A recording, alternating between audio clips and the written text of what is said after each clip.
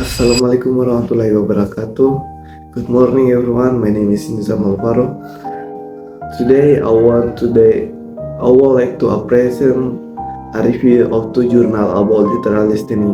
The first journal is discuss the use of a text-to-speech application, while the second journal explain the use of the TikTok gloss technique in teaching literal listening.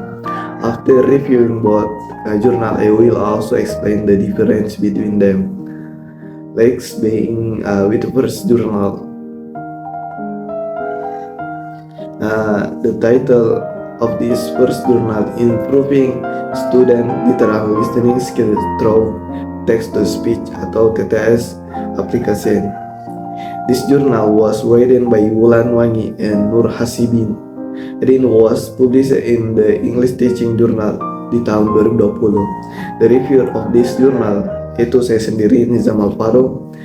The background of this study is that many students still have difficulty understanding spoken English, especially in literal listening. Jadi selain itu, proses pembelajaran literal sering dianggap membosankan karena media yang digunakan itu kurang menarik. Oleh karena itu, peneliti mencoba menggunakan suatu aplikasi yang bernama Text-to-Speech sebagai media pembelajaran yang lebih efektif dan lebih interaktif. The objective of this study is to find out whether the text-to-speech application can improve a student literal listening skill. For the research method, the research use classroom action research or CAR. The study was conducted in two cycles with the first semester English student. The instrument included a listening test, observation sheets, file notes, and student responses. The result showed that student listening ability improved significantly after using the TTS application. Pada siklus kedua, sekitar 82% mahasiswa berhasil mencapai nilai yang telah ditentukan. Jadi hal tersebut menunjukkan bahwa penggunaan aplikasi TTS efektif dalam meningkatkan kemampuan literal listening mahasiswa. Jadi kesimpulan the text-to-speech itu, aplikasi text-to-speech itu is an effective learning medium because it helps students understand spoken English more easily and also increases their motivation during the learning process.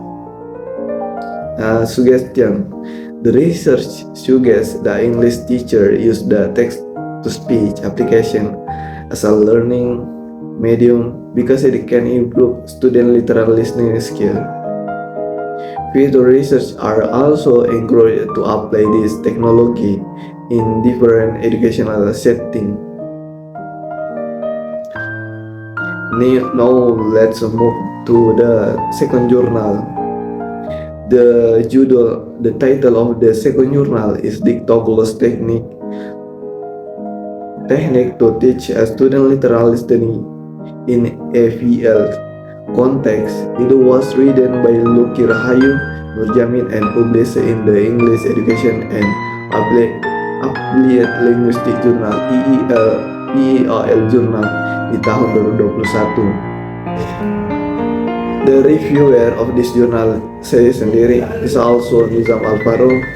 The background of this study is that listening is one of the most important language skills. However, many EVL students still struggle to understand spoken information literally. Jadi karena itu peneliti menerapkan teknik Dictogloss untuk mengetahui apakah teknik tersebut dapat meningkatkan kemampuan literal listening mahasiswa. The objective of this research is to examine the effectiveness of the Dictogloss technique in improving student literal listening skill. The research method used a pre-experimental quantitative design involving 40 first semester students. The research collected data through pre-test, post-test, and questionnaires. The data we're analyzing uses very sample tests with the SPSS. The result indicate a significant improving in student listening performance. Jadi nilai signifikan peneliti adalah 0,000 sehingga teknik Dictogloss dinyatakan efektif. Selain itu, mahasiswa juga memberikan respon yang positif terhadap penggunaan teknik tersebut. The conclusion is that the Dictogloss technique not only improve literal listening skill but also encourage students to be more active, collaborative, and motivated during classroom activity. Suggestion: the research recommended that teachers apply the Dictogloss technique in listening class. Further study should involve more participants and use a stronger experimental design. So next, I would like to compare to the two journals. Although both journals discuss literal listening, they have several differences.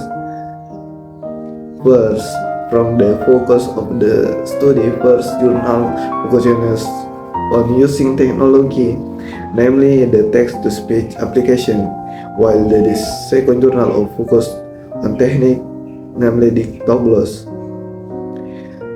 Second, from the research method, the first journal used a classroom action research with two cycles, whereas the second journal used a pre-experimental quantitative design with the pre-test and post-test.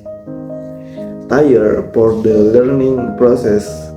Jadi pada jurnal pertama, mahasiswa belajar menggunakan media digital berupa aplikasi text-to-speech, sedangkan pada jurnal kedua, mahasiswa mendengarkan sebuah teks, mencatat informasi, kemudian menyusun kembali teks tersebut melalui teknik Dictogloss. 4. From the result, both study found that student literal listening skill improve. Namun pada jurnal pertama lebih menekankan efektivitas penggunaan media teknologi, sedangkan jurnal kedua lebih menekankan efektivitas strategi pembelajaran yang melibatkan kerjasama dan aktivitas mahasiswa. Overall, both journal conclude that different learning approach can successfully improve student literal listening ability. The first journal recommended integrating educational technology into listening classes, while the second journal recommended applying interactive classroom techniques such as Dictogloss. Finally, I would like to conclude my presentation. Based on these two journals, we can conclude that both the text-to-speech application and the Dictogloss technique are effective in improving student literal listening skill. Each method has its own strengths, and teachers can choose the most appropriate one depending on student needs and classroom condition. Thank you for attention. Thank you very much for your audience. Waalaikumsalam warahmatullahi wabarakatuh.